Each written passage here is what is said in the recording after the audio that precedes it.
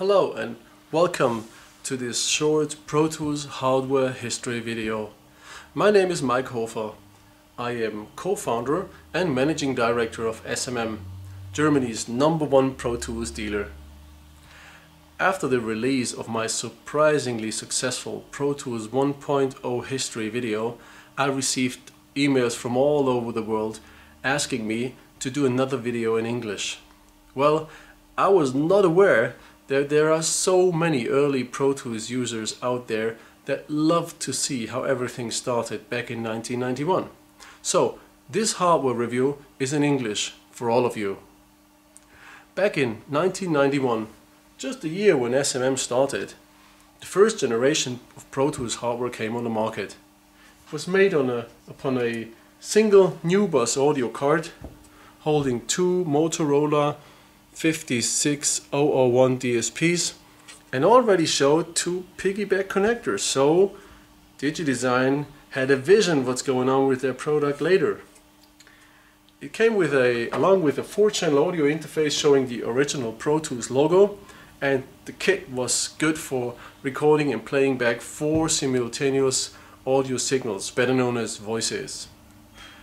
When Pro Tools 2.0 was launched in 1992, DigiDesign introduced a 4-channel expansion kit, just made of the same parts, the card and the interface. One could upgrade the system to 8, 12 or 16 tracks, but the I/O routing still was pretty limited. You could only assign a track to a dedicated interface or card. Expanding a basic 4-channel Pro Tools system needed a so-called system accelerator card. That card had a SCSI bus on board to give you more performance to data throughput, and for some people out there, even more important, enabled the Pro Tools system to keep more files open at the same time. You gotta know, back in those days the macOS had a limitation, and no one at Apple could imagine what for one could work on so many files at the same time. There were even 4-channel Pro Tools users in need of a system accelerator because they had so many files or fade files open. The release of the TDM Starter Kit in 1994 was an important step in Pro Tools history.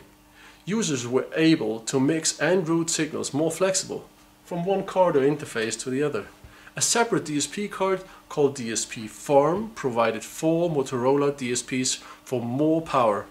The Pro Tools audio card was just upgraded by a daughter board, and both the DSP card and the core card were connected through a so-called TDM ribbon cable. The increasing demand of tracks and DSP, along with the limitation of available NuBus slots, made DigiDesign move fast. The same year we saw Pro Tools III NuBus. A single so-called Disk I/O card provided 16 voices and had an onboard SCSI controller. That cable was just plugged in here, went out there straight to the storage. Disk I/O came bundled with a DSP-Farm.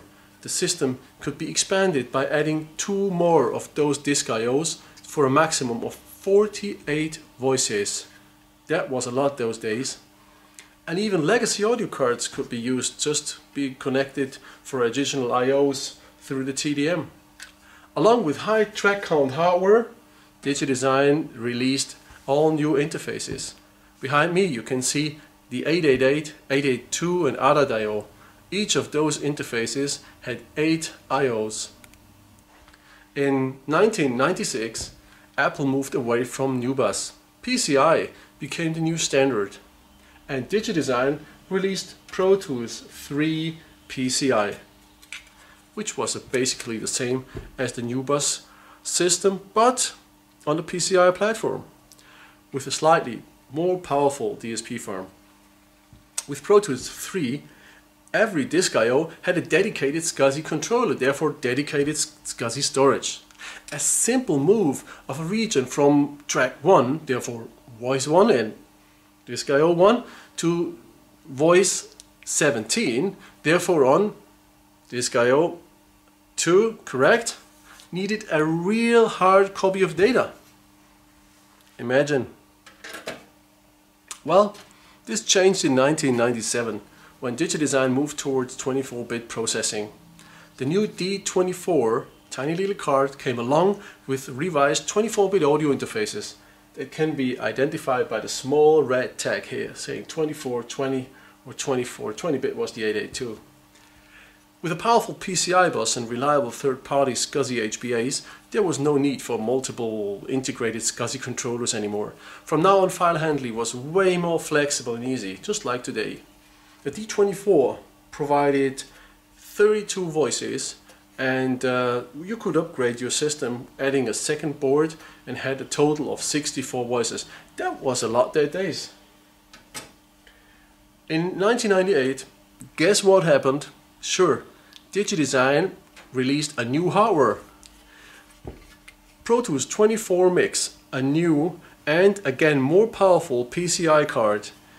It provided 64 voices on a single board and combined the first time core and DSP functionality. It could be expanded by its renamed Mix Farm cards hosting 6 Motorola 65301 DSPs, and well, from now on, mixing in the box was there. It brought plenty new products. The market was just exploding.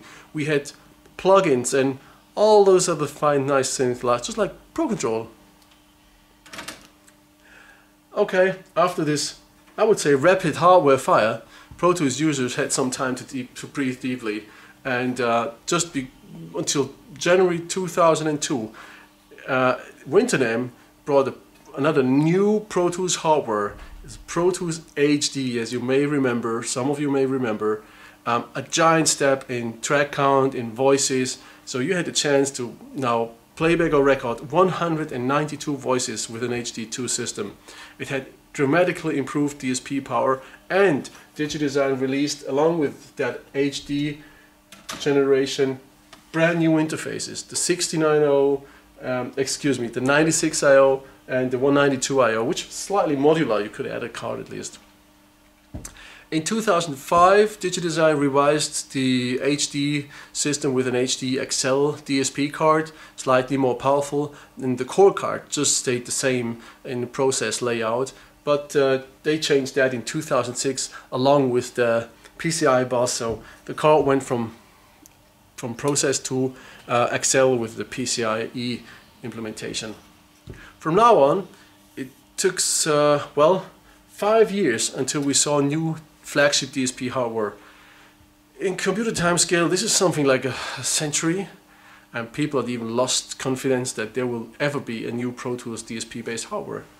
But at AES New York, DigiDesign, or to be more correct now, Avid, proved market leadership and presented Pro Tools HDX, an all new hardware with an FPGA, 18 Texas Instruments DSPs, and AAX for floating point processing and 64-bit mixing.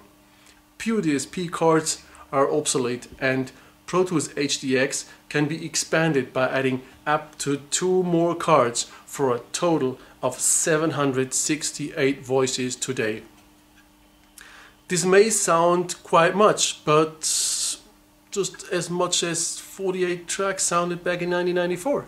I remember users telling me that mixing in the computer will never work. Well, Avid is an innovative company and always good for a surprise, so stay tuned.